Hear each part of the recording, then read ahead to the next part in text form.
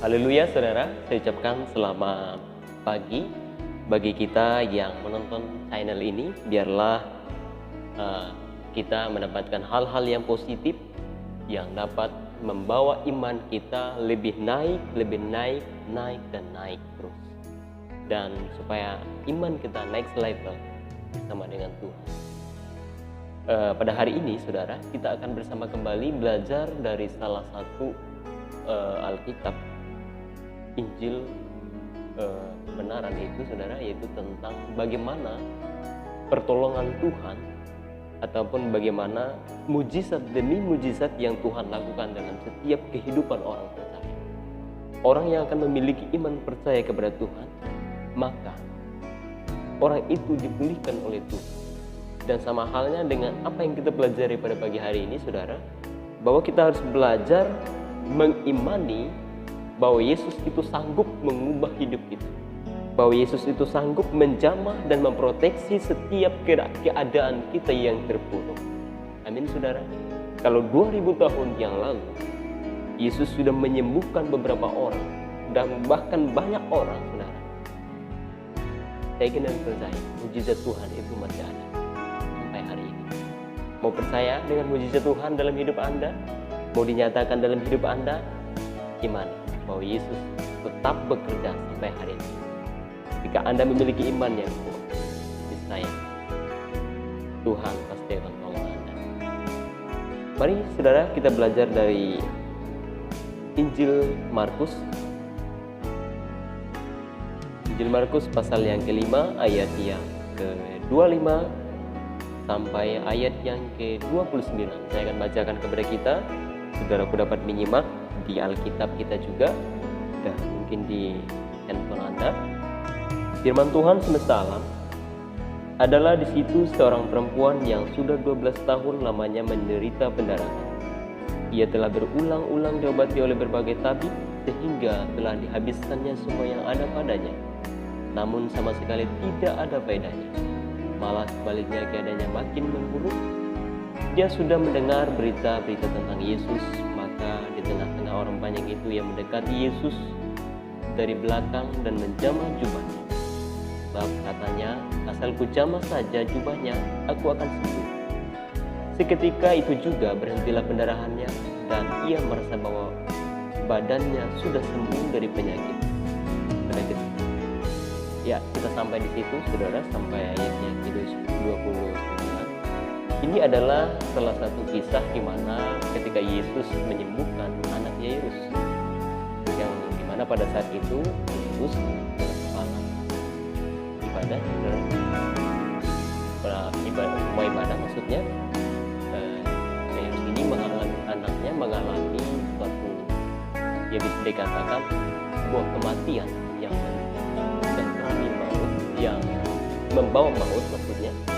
Dan kepala rumah ibadah ini menghampiri Yesus, memohon, bersujud kepada Yesus untuk minta pertolongan Yesus pada saat itu. Dan pada saat itu juga saudara, ada begitu banyak orang berbondong-bondong mengikuti Yesus, bahkan saling desak-mendesakkan. Apa yang terjadi saudara? Ketika perjalanan demi perjalanan Yesus menuju ke rumah Yairus, ketika anaknya meninggal ini sudah dikatakan mati saudara. Di Injil lain juga katakan seperti itu, bahwa anak ini mati, usianya berusia 12 tahun anak ini. Kemudian di tengah perjalanan saudara, di tengah kerumunan banyak orang mengikuti Yesus, di situ ada perempuan. Perempuan ini adalah perempuan yang mengalami suatu penderitaan yang menjijikkan pada zaman itu, yang mengalami suatu penderitaan yang sangat hebat, sangat dahsyat dan luar biasa. Perempuan ini mengalami suatu penyakit. Penyakit ini disebut sakit pendarahan di perikopnya. Sakit pendarahan yang dialami oleh perempuan ini. Perempuan ini mengalami suatu penyakit pendarahan tidak seperti wanita yang kebanyakan saudara mungkin lagi masanya datang seperti itu ya saudara, datang bulan dan sebagainya, yang hanya beberapa hari ataupun beberapa hari ya saudara. Tapi ini wanita ini berbeda dengan hal itu. Wanita ini mengalami suatu pendarahan yang sangat luar biasa. Dan bahkan Alkitab mencatat bukan hanya 1 tahun, 2 tahun, 3 tahun, sampai 5 tahun, melainkan bertahun-tahun, yaitu 12 tahun lamanya mengalami suatu penyakit penderitaan ini, penderitaan pendarahan ini. Bayangin saudara, selama 12 tahun mengalami penderitaan penyakit mengeluarkan lelehan ini, saudara, itu adalah sebuah kenajisan bagi orang Yahudi sebenarnya. Namun hal inilah yang dialami oleh perempuan yang malang ini. Saudaraku, kalau kita melihat lagi bagaimana yang terjadi dalam hidup ibu ini, saudara, bagaimana ketika dia mendengar bahwa ada Yesus yang sanggup menolong, bahwa Yesus sanggup menjamah setiap sakit penyakit, hati ibu ini tergerak, saudara. Hati ibu ini tergerak untuk dijamah oleh Yesus. Namun ada hal lain juga. Ibu ini juga mengalami mungkin rasa ketakutan. Apa iya nanti aku bisa melewati kerumunan banyak orang? Tapi dengan iman dia percaya kepada Yesus, dia melangkah menuju orang yang tepat. Dan Alkitab juga mencatat, saudara, bahwa bertahun-tahun, bahwa ada begitu banyak tabib demi tabib yang dia jumpai untuk menyembuhkan dirinya, tetapi tidak ada jawaban, tidak ada kesembuhan di sana. Yang didapatnya hanya ada tangan hamba. Bahkan Alkitab juga mencatat penyakit ibu ini makin hari makin kian terpuruk. Itu yang terjadi dalam keadaan ibu ini. Tapi atas kehadiran Yesus, haleluya, atas kehadiran Yesus ada mujizat di sana. Mujizat Yesus itu bukan hanya didengar, tetapi mujizat Yesus itu dirasakan oleh ibu ini. Kalau saudara dapat baca ayat ini, ayat yang sangat luar biasa.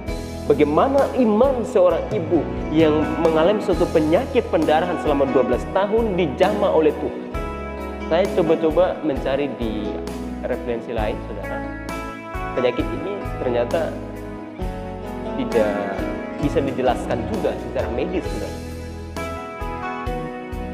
Namun ada satu pribadi di sana, yaitu Yesus Kristus yang mampu menyembuhkan ibu ini. Dan ketika perjalanannya waktu, ibu ini menjumpai Yesus dari belakang. Alkitab mencatat, dari belakang dia menjamah jubah Yesus.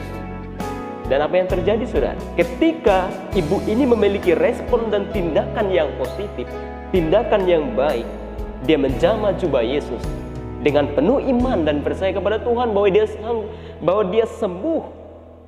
Dan apa yang terjadi? Iman percaya ibu ini menyelamatkan dia. Dan di ayat yang selanjutnya, saudara, ayat 29,